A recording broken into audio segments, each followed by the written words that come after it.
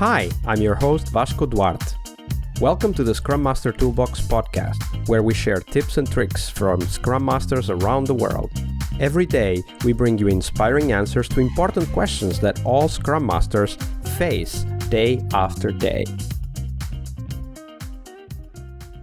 Hello, everybody. Welcome to our Team Tuesday this week with Madhuri Korapati. Hi, Madhuri. Welcome back. Thank you. So, Madhuri, on Tuesdays, we talk about the teams, but as it usually happens, we first start by asking you, what's the book that most influenced you in your career as a Scrum Master? Okay, there are actually a couple of books. Once I moved as a Scrum Master, I started reading more about coaching and then understanding more about team dynamics, those kind of books. So the first one, I would say, this was suggested by my coach previously. This is Five Dysfunctions of a Team. So this is the book actually I read, which helped me. This is the book written by Patrick Lencioni.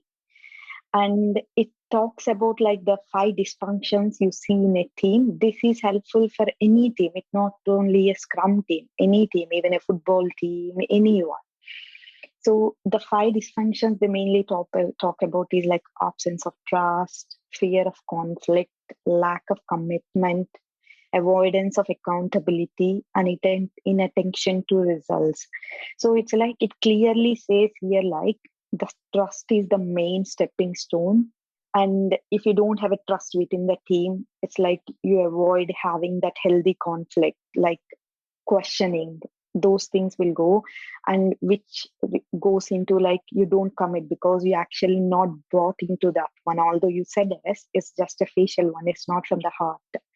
And which leads to you don't want to be accountable for the things what you are doing.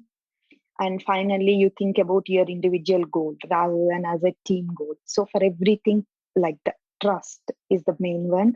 So it's a very important book. And then I feel that helped me a lot. And I always shows to the teams about that it's a pyramid with five dysfunctions.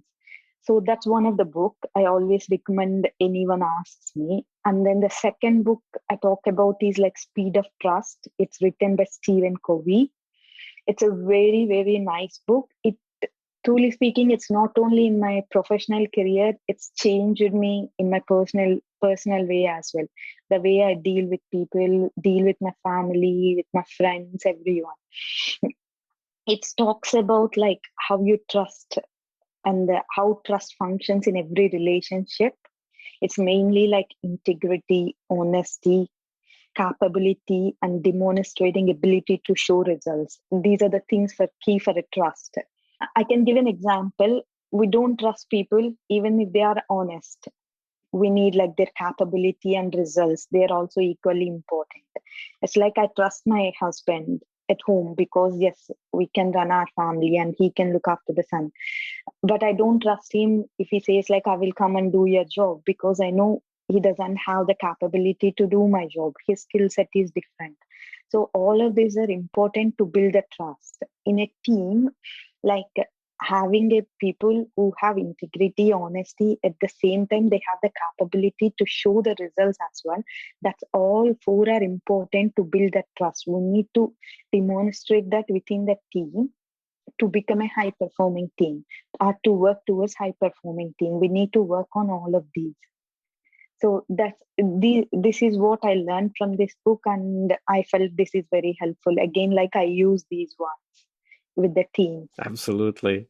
Great recommendations indeed. And they go very well together because it is, as you said, the ground level of the five dysfunctions model is trust. And The Speed of Trust by Stephen Covey is a great book to explore what that means in practice. So thank you for sharing that, Madhuri. Now we turn our attention to the teams and how sometimes they become their own worst enemy. So tell us a story of a team. Tell us how those small things that they did kind of developed over time and then became a bigger problem. Okay, so in the past so many years, I worked with many teams. And yes, some teams we all started at the beginning and then grown as a team, build working towards high performing team and all of that. And one of the team it's like they worked so hard and reached that level. They are really performing well, and they worked as a team. All that storming, everything done, and then they're working together, supporting one another. All that good things started happening, and we all felt very happy and all of that. All of a sudden they started working in a one big project, which is like a massive project. I know it's like whenever you're working on a big project, which is a upgrade, it's a massive upgrade happening. After a while, there are so many things happening, and they need to learn mainly about the tools, new tools they need to use.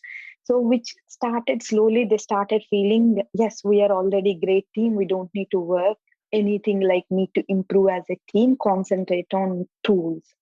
And which is good. They started learning, improving their technical abilities, which is equally important. But the important thing is they forget about the other part, which is like this team building thing we need to continuously work on.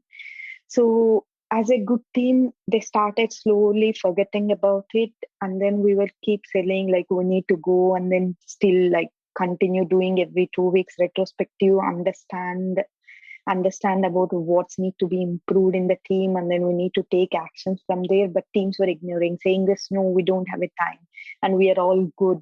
So they were kind of continuing that mindset of focusing on learning the tool, the technologies that they were working with, the project, and they were refusing to think about how they were improving or they should improve as a team. Is that what you mean? Yes, that's right. So at the beginning, it was fine for a month, but slowly, once you stop learning, you quickly fail.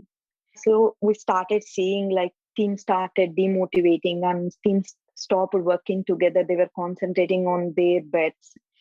And all of a sudden, we can see like a lot of fall. And we have started showing them the metrics. I just thought, okay, leave it for a while. We want to show them. It's like sometimes it's always good to give that time and then let them fail. It doesn't mean like we want to fail them miserably, but let them fail and then learn from it, so that it helps them. They learn from their mistakes, and then that's more powerful.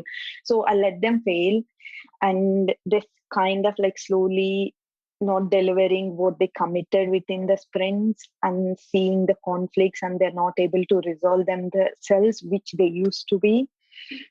So one day I have taken all the metrics and then show them, this was before and this is what it is, what's changed. We were doing exactly like technical learnings before what you were, but you stopped learning from your side as a team, like seeing what improvements you needed as a team. And if you are doing continuous reflection within the team, even if a simple issue comes up, we solve at that time. If you are not reflecting that, it become like a big elephant that requires a lot of time to change back again. So they all started understanding and realizing, and they said, yes, that's true. Continuous improvement is always needed wherever we are as a team. We need to still like understand and then see like what need to be changed, and we always look for the improvements and then make sure we are learning from that side as well. So that's what I learned. This is what the lesson we learned. It's like nothing fails fast like success. If you don't continuously improve, then our yesterday success becomes failure for a day. That's a great way to put it, right? Yesterday's success is tomorrow's failure if you don't keep Yes. learning.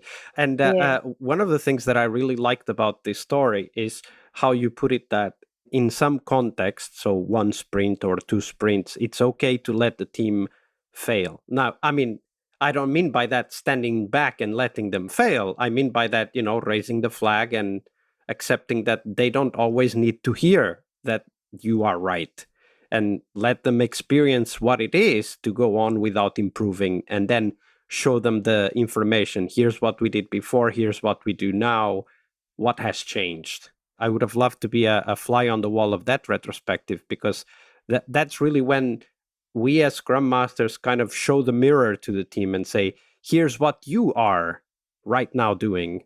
How do you feel about it? And that moment of realization, I think, is an important tool for us as Scrum Masters to then trigger what's next. And what's next can be other ideas from the team. It does not need to be our ideas, but really to trigger that conversation, right? Like show the mirror and then say, and now what? Yeah. That was a great story. Thank you for sharing that with us, Madhuri. Thank you, Oscar. Tuesday is Team Day here on the Scrum Master Toolbox podcast, but tomorrow we talk about something that goes beyond the work we do with the teams. We will talk about how to lead change and what our guests have learned from leading and participating in change programs during their career. See you tomorrow. We really hope you liked our show. And if you did, why not rate this podcast on Stitcher or iTunes?